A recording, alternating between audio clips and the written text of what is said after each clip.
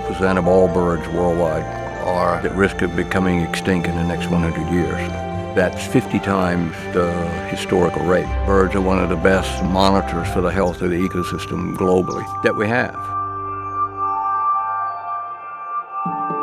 I think it's important for people to realize that the work we do here is not solely about birds. It's about what they're going to tell us about our lives. Education is a critical component in that. People have to understand the problems, people have to understand the birds, and we have a really great opportunity to do that here.